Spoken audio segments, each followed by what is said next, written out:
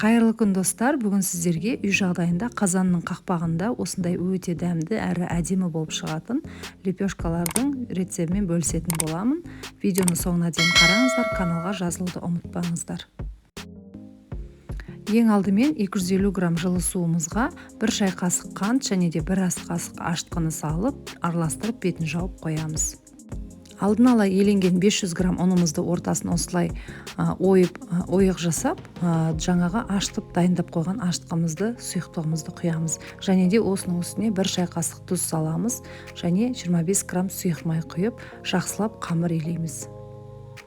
Қамырымызды толық илеп болғаннан кейін жылы жерге көтерілгенше 40 минут немесе 1 сағатқа қалдырамыз.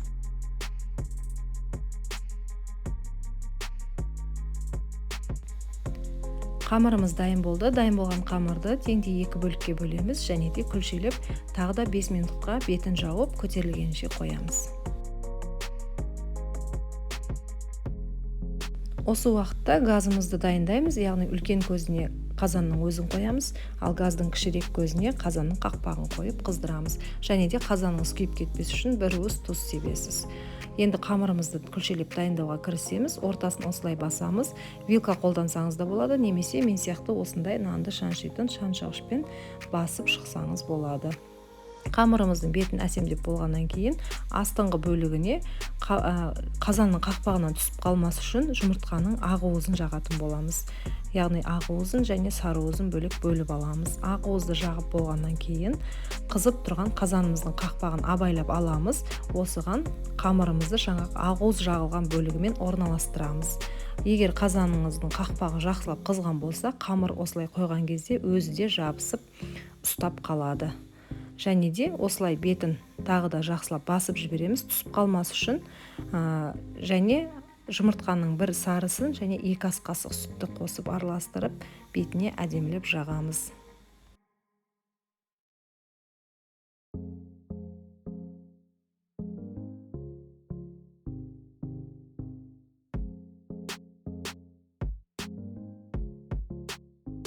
Дайын болған нанымыздың бетіне күнжіт септім. Енді қазанымыздың отын орташа қоямыз да қамырымызды 10-15 минутқа, яғни нанымызды пісіріп аламыз.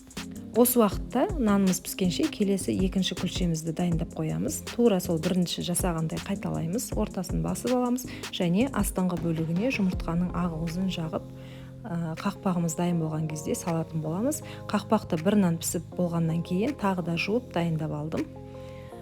Осылай екінші рет қайталап пісіреміз.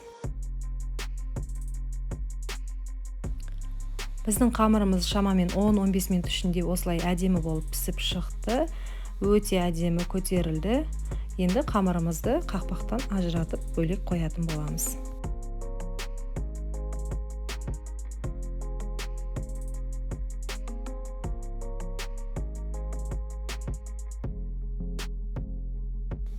Көріп тұрғандарыңыздай өте әдемі нан шықты. Қамыры, яғни астыңғы бөлігі қақпаққа жабысқан жоқ, бірден оңай алынды. Енді келесі қамырымызды пісіруге кірісеміз. Екінші қамырды салатын кезде қақпақты жуып, тазалап, қайтадан қыздырып аламыз. Жұмыртқаның ақ уызы жағылған бөлігімен осылай орналастырып, дәл бірінші қамырды салғандай жұмыртқа жағып, осылай ортасын басып, қазанымызға қайтадан қойып пісіретін боламыз. Қазанымыздың асты орташа отта қызып тұру керек.